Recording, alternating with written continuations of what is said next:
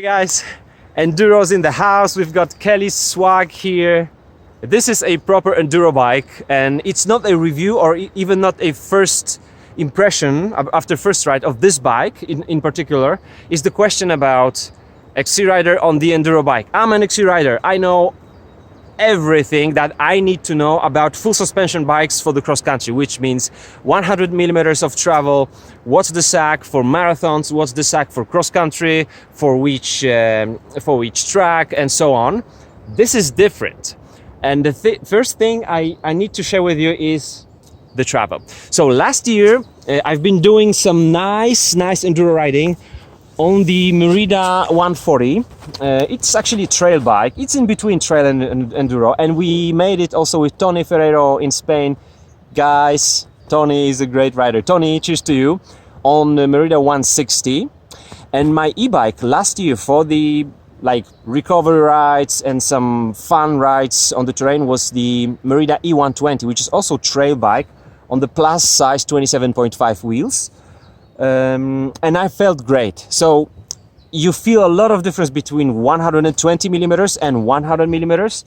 It's not about those 2 centimeters of travel, it's about its kinematics, and the SAC you are setting is different, slightly different. You feel a lot of difference on these bikes. But here on this bike we have 165 millimeters of travel in the rear and 170 at the front. And I can tell you right away, I don't know how to use that amount of travel. Of course, so far I've been riding this type of the terrain, which is not very rocky. As you see, there is not many huge obstacles. So it would be even weird to try to use full travel, because that would mean it's too soft. So the sag is too large on this type of tracks. But I really feel weird on this machine. Can it climb? Yes, it can climb. It's not a climber for sure, but today I made super steep climb I didn't make on my Nini last year. Probably also because of the tire. The Nobinik at the front in plus size is great. The front we've got Hans Dampf, both are very good. Minion DHF is my favorite tire, but I wouldn't say I don't feel as comfortable in terms of the grip they have comparing to the Minion. These are also great tires. Still, on the downhills, how to use the SAC, so how to set the SAC and how to use the travel. If you use both cross-country bikes and Enduro, I don't mean just trail bikes, proper Enduro bikes, tell me what's the difference. How do you set the SAC? How do you actually make it work for you on the bike with such amount of travel? We've got even the coil spring here at the rear, so this bike really rocks.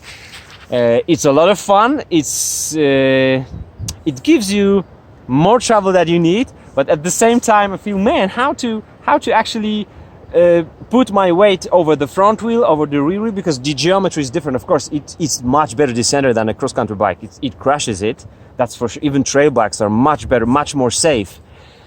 Jose Hermida, with his partner now on Cape Epic, they are not riding Merida 96, they are riding 120 for these stages of marathons. This is 160 by 170, but I'm loving it. So this was just small break after our Cannondale road bikes assembling, and I'm gonna do some more riding tomorrow, even more. I'm gonna take also e-bike on some very steep track, do it. It's like Enduro track. I'm gonna do it maybe 2 or 3 times on the e-bike and then try this one. But if you have any tips for me, let me know. Yet the question is, if you don't actually need to travel on such tracks, do you set it like much more stiff, or just leave it like usually you would on the Enduro track? That's the question. Cheers from Poland, guys, and see you in the next episode. Bye bye.